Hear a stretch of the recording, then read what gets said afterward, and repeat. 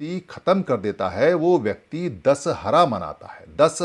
10 चीज़ों का हरण कर लेता है, 10 चीज़ों का अपहरण कर लेता है, 10 चीज़ों को हर लेता है, 10 बुराइयों को हर लेता है, उसको बोलते हैं दशहरा। ये 10 बुराइयां सबसे पहले किसने बताई? ये 10 बुराइयां सबसे पहले बुद्ध ने बताई। बुद्ध की जो मार है, आप टीम 22 के अंदर मार का वीडियो देख सकते हैं, बहुत अच्छा वीडियो है। टीम 22 का सबसे अच्छा वीडियो मार का है। मार के अंदर ये 10 बुराइयों को डिटेल में बताया गया है। ये मौत का कारण होती हैं, किसी व्यक्ति के जीते जी मौत का कारण होती हैं और मरने के बाद भी उसको शांति नहीं मिल सकती, ये उसका कारण है। ये 10 बुराइयां अगर कोई छोड़ देता है तो वो सुखी हो जाता है, और जो इन 10 बुराइयों में से एक बुराई भी लेके चलता है वो व्यक्ति जीवन में कभी सुखी नहीं हो सकता।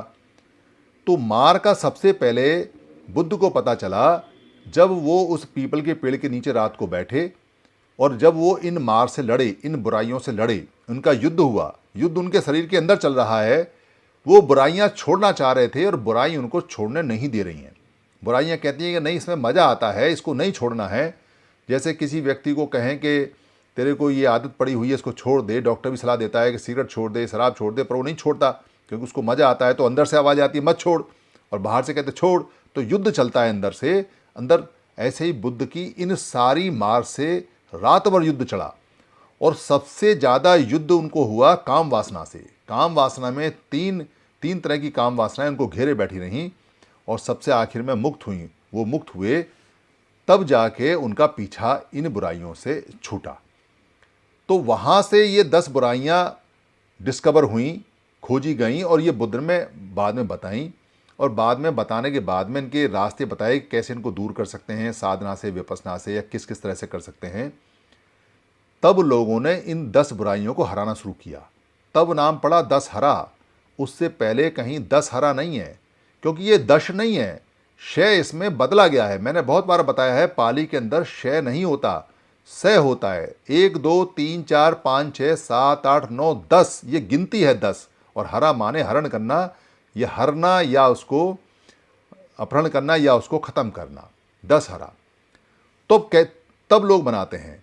तो ये विजयदशमी क्या होती है फिर? क्योंकि विजयदशमी में हरा शब्द नहीं है, विजयदशमी में विजय शब्द है। तो विजयदशमी, दशमी तो बोलते हैं हम जो हमारे महीने आते हैं, जिसमें हम प्रतिपदा या एक इकाई बोलते हैं, फिर द्वितीया बोलते हैं, फिर तृतीया, फिर चतुर्थी, फिर पंचमी, फिर छठ, फिर सप्त, फिर अठ, नौवीं और फिर 10वीं आती है। और ये एकादशी, द्वादशी और 13वीं और 14वीं और फिर 15वीं यानी पूर्णमासी आती है, और यह अमावस्या आती है, फिर ये चक्र दोबारा से चलता है। तो असहयुज का जो महीना है, यानी असहयुज बोलते हैं जिसमें अपने ए साव युज, युज माने जोड़ना, साव माने बुराई और ए माने नहीं, यानी कि जिसमें हम अपनी बुराइयों को हटाते हैं, जोड़ते नहीं हैं, उसको असहयुज का महीना बोलते हैं। ये असहयुज का महीना चलता है, जिसको हम बाद के अंदर अश्विन या क्वार भी बोलते हैं। इस महीने की 10वीं तारीख, जब कौन सा पक्ष है ये? श्वेत पक्ष, यानी सफ़ेद पक्ष, सफ़ेद पखवाड़ा, जब चंद्रमा धीरे धीरे बढ़ता है और सफ़ेद होता है, उसमें जो 10वां दिन होता है, उस 10वें दिन में ये विजयदशमी मनाई जाती है। तो ये विजयदशमी किस बात की मनाई जा रही है? कौन सी बातें हैं जो विजयदशमी पे 10 बातें आपने जीती हैं, 10 बातों का विजय किया है, तो उसको समझ लें अच्छी तरह से।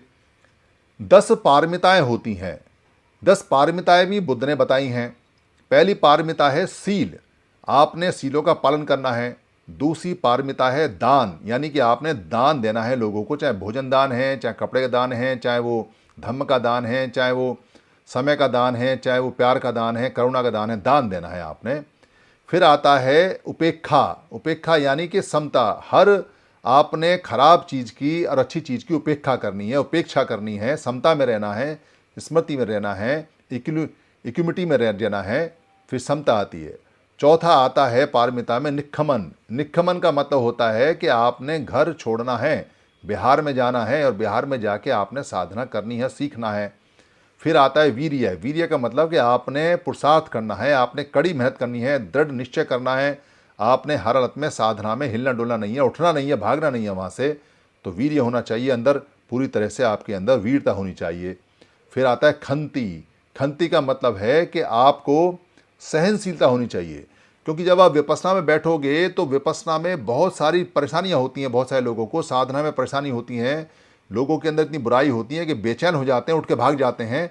पर सहनशीलता होनी चाहिए, खंती होनी चाहिए, फिर होना चाहिए सत्य यानी सच। आपके अंदर सच्चाई होनी चाहिए कि अपने आप से जो आप देख रहे हो वो सच होना चाहिए, और आपने कभी जीवन में झूठ नहीं बोलना है, तन मन से और ना वचन से आपने कोई झूठ नहीं बोलना है। फिर आता है अधिष्ठान, आपने दृढ़ निश्चय के साथ बैठना है कि इसको करूंगा, इसको करके जाऊंगा चाहे कुछ भी हो जाए। और फिर आता है पैया यानी प्रज्ञा, विजडम। आपको 3 तरह की प्रज्ञा होनी चाहिए, 3 तरह की आपके अंदर जानकारी समझ होनी चाहिए। अगर 3 तरह की आपके अंदर समझ है तो आप उसमें फिर आगे बढ़ सकते हैं। इसमें सबसे ज़्यादा भावमयी प्रज्ञा जो होती है, यानी कि मन के अंदर जो भाव आते हैं वो समझ होनी चाहिए, तो भावमयी प्रज्ञा सबसे मजबूत होनी चाहिए। फिर आता है मैत्ता यानी कि मैत्री, आपको मैत्री होनी चाहिए, मित्रता होनी चाहिए सभी के साथ में, चाहे वो कैसा भी कोई भी है, चाहे जानवर है, जीव है, जंतु है। ये 10 पारमिताएं हैं। जो इन 10 पारमिताएं